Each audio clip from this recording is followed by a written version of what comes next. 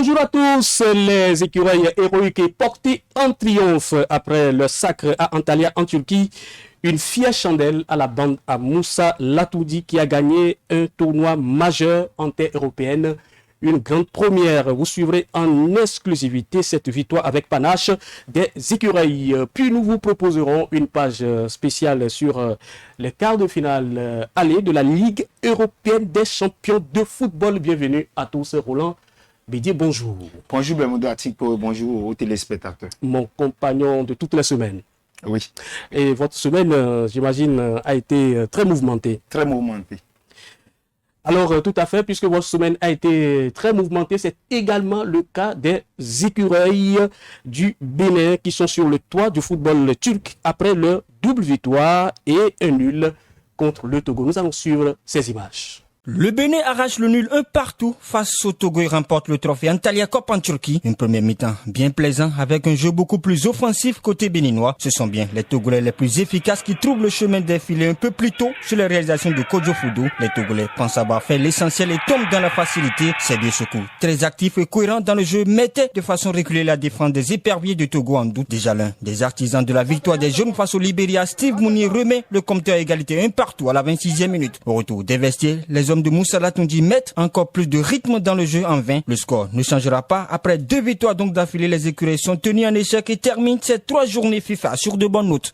Les 16 équipes africaines qualifiées pour le Mondial Qatar 2022 sont également connues. On fait le point avec Roland Bédier. Fin du suspense au détour d'une folle soirée ce mardi. Les 5 nations qui vont représenter le continent africain pour le Mondial Qatar 2022 sont connues. Il y aura 2 pays d'Afrique de l'Ouest, 2 de l'Afrique du Nord et un seul de l'Afrique centrale. Après une Coupe d'Afrique ratée, le Ghana réussit l'exploit de se qualifier devant le Nigeria. Il sera à sa 4e participation après 2006, 2010 et 2014. Le Sénégal a obtenu sa qualification au tir au but après un score de 1 but partout sur l'ensemble des 2 rencontres. Vainqueur de la CAN, le Sénégal poursuit sa bonne série en signant une 3e qualification à la Coupe du Monde. 6e qualification pour le Maroc. Les coéquipiers de Achraf Hakimi sont sortis du piège des léopards de la République démocratique du Congo. Après le nul à l'aller, les Marocains remportent la manche au retour 4 buts à 1. L'Afrique du Nord sera donc de la partie. Le duel entre Aigles a tourné à l'avantage de la Tunisie. Après une victoire en déplacement et nul de 0 but partout au retour, les Aigles de Carthage privent le Mali d'une première Coupe du Monde. Enfin, le Cameroun, seul représentant de l'Afrique centrale, a réussi à se qualifier malgré sa défaite à domicile à l'aller. Les hommes de Rigobert Song ont validé leur billet pour le prochain mondial après un match à rebondissement. Absent en Russie, le Cameroun retrouve la Coupe du Monde et sera à sa 8e participation. Le tirage au sort de ce mondial a eu lieu déjà. Le Sénégal évolue dans le groupe A. Avec le Qatar, pays hôte, les Pays-Bas et l'Équateur. La Tunisie dans la poule D en compagnie de la France, du Danemark, Pérou, l'Australie ou les Émirats Arabes Unis. Le Maroc dans le groupe F aux côtés de la Belgique, Croatie et Canada. Le Cameroun dans la poule G en compagnie du Brésil, le grand Brésil, 5 fois champion du monde, suivi de la Suisse et de la Serbie. Enfin, le Ghana croisera les fers avec le Portugal, l'Uruguay et la Corée du Sud dans le groupe H. Place à présent la Ligue européenne des champions. Ce mardi à 20h, heure du Bénin, nous suivrons Manchester City et Atlético de Madrid. Voici l'analyse de Mamadou Daou, notre consultant. Les 2 équipes sont des grandes d'Europe. C'est des années 2000. 2010 précisément aussi. Mais les 2 ont toujours trébuché à la dernière partie même de la compétition. On sait que City, l'an passé tout près, City avait échoué en finale. Atlético, pendant l'épopée de Bayern de Munich, le grand Bayern de Munich avec Beckenbauer, ils ont remporté la Ligue des Champions 3 fois, 74, 75, 76. Mais ils avaient rencontré l'Atlético à l'époque, déjà en 70. Et ils ont égalisé le but de l'Atlético à la dernière minute. Ce qui veut dire que les 2 styles sont opposés, mais les 2 entraîneurs ont leur tactique. Et c'est surtout les tactiques des entraîneurs pourront faire la différence. Roland Bédier, à nouveau, bonjour. Bonjour, Belmondo Atipo. Alors, ce Manchester City Atlético de Madrid, on le sait, c'est un régal du football européen. Alors, est-ce que c'est finalement l'année de Manchester City? Pas forcément. C'est vrai, en tant que vice-champion en titre de cette compétition, le Manchester City aujourd'hui a un effectif au top avec Mahrez, Sterling et Kevin De Bruyne qui peut à tout moment décanter la situation. Je pense que d'ailleurs c'est le club le plus riche du monde. Donc normalement, avec ses ressources, le Manchester City peut décanter la situation et être champion, passer à l'étape suivante.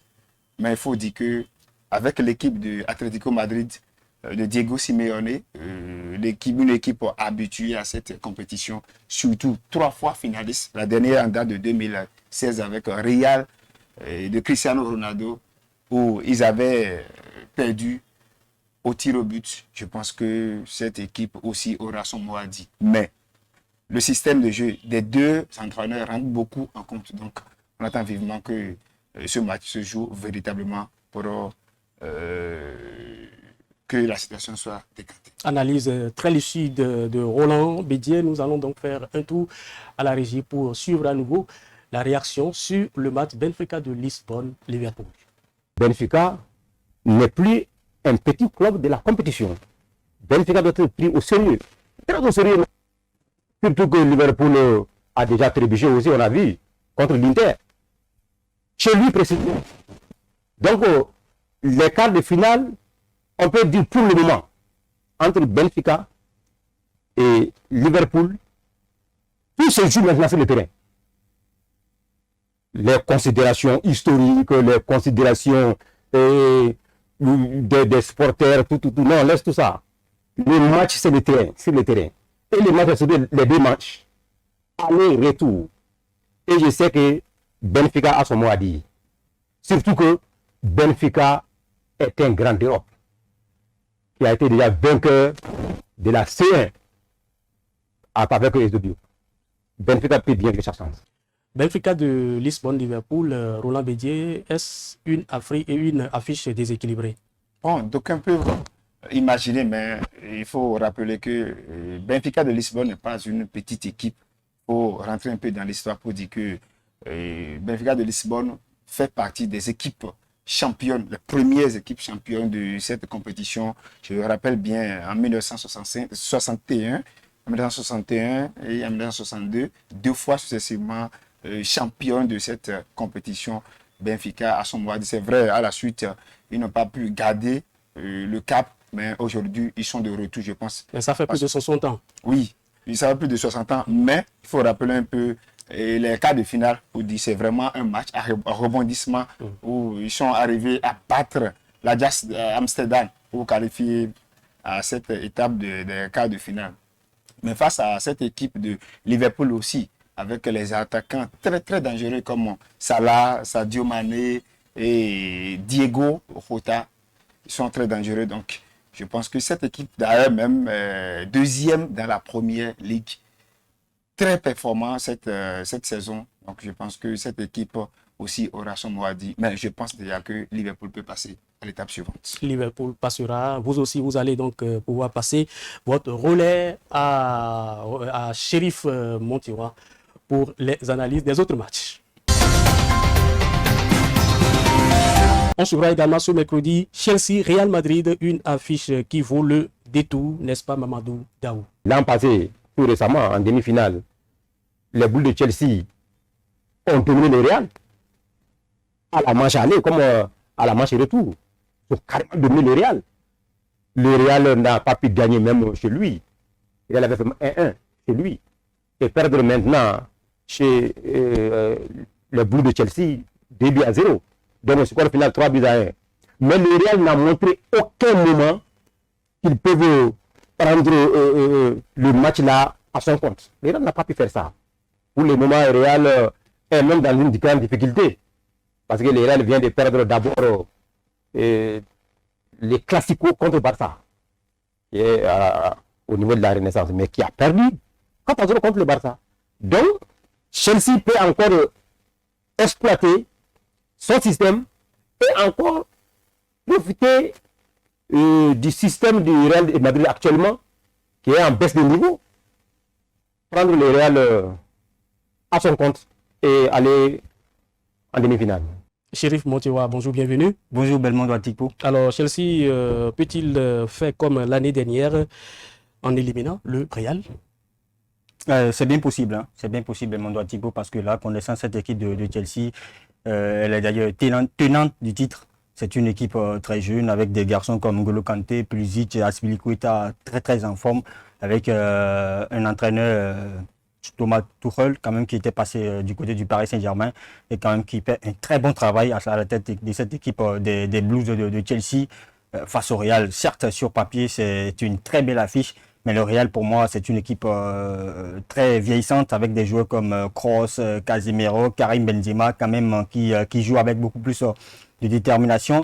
Certes, beaucoup vont dire que cette équipe du Real, elle est en tête de la Liga, mais il faut dire quand même, hein, qu'au début de la saison, le Real en a profité de la faiblesse des équipes comme le Barça, comme l'Atlético, quand même, pour creuser l'écart. Et là, tout de suite, quand vous avez vu le Barça revenir en elle-même, vous avez vu déjà infliger 4-0 aux hommes de Ancelotti. Pour moi, sur papier, c'est une très belle affiche, mais une belle fois, Chelsea pas favori, et Chelsea sans forcer devrait passer Belmondo Atipo.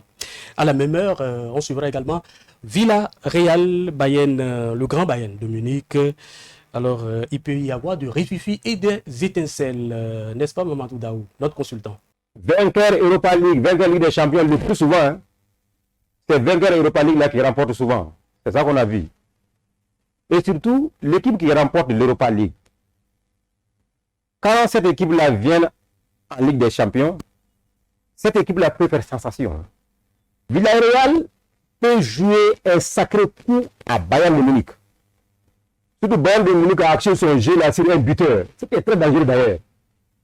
Lewandowski, qui fait tous les jeux de... Mais et si les Espagnols, ils savent faire le marquage individuel là très serré, mais et si essaie de miser maintenant Lewandowski, comment Bayern va faire? Ouais, on va dire le danger peut venir partout, mais c'est le plus souvent, le dernier mot revient toujours à Lewandowski. On voit le nombre de buts qu'il a marqué depuis le début de la Ligue des Champions. Donc Villarreal peut jouer un grand coup contre Bayern. Surtout le football espagnol, c'est un football technique. Un football technique et un football qui donne toujours les résultats. Bayern averti. Il faut que Bayern fasse attention. Sinon, Bayern risque de rester à la maison au niveau des quarts de finale. Alors, Chérif Montewa, les Bavarois sont finalement-ils favoris de ce match? Ah oui. Clairement, on parle d'une affiche Villarreal Bayern de Munich. D'ailleurs, quand vous voyez le classement en Liga, vous voyez que cette équipe du Villarreal, les sous-marins jaunes, comme on a l'habitude de les surnommer, c'est une équipe quand même qui est mal positionnée au classement général, 7e. Voilà. Les champions de la Coupe d'Europe. Exactement. La Coupe Europa. Europa, il faut le rappeler. C'est une équipe qui, pour moi, est faite pour la Ligue Europa. D'ailleurs, elle est tenante du titre avec un entraîneur, Unai Emery, qui, pour moi, n'a pas une expérience du très haut niveau. Parlant de la Ligue des Champions. Il n'a pas l'étoffe. Ah non, il n'a pas l'étoffe comme les Ancelotti, les Guardiola. Je pense qu'il a encore du travail à faire à ce niveau. Le Bayern, parlant de cette équipe, c'est une très belle équipe. Vous ne poussez pas trop votre bouchon? Non, pas forcément. Hein. Je parle de ce que je sais de cette équipe du Villarreal. On a un peu l'impression que ce personnage, Unai Emery, il est fait pour le trophée de la Ligue Europa. Chaque fois qu'on lui donne l'opportunité de saisir le très haut niveau, il en a toujours gâché ces occasions, ces opportunités. Encore une fois, il a l'opportunité de prouver ce qu'il sait faire avec une équipe du Villarreal qui a la malchance de tomber sur le Bayern. Le Bayern, c'est une très grande équipe, très habituée au très haut niveau, avec des joueurs comme Alphonso Davies, Robert Lewandowski qui a le vent en poupe. Sans forcer, encore une belle fois, le Bayern devrait passer. Parce que pour moi, les sous-marins jaunes en quart de finale de la Ligue des Champions, c'est déjà un pari réussi. Belmondo Atipo. Merci, Chérif Montewa. Il y avait à la caméra Emmanuel Oké et Vital Amosou, le délégué producteur de cette émission. Merci à chacun et à tous. À très vite.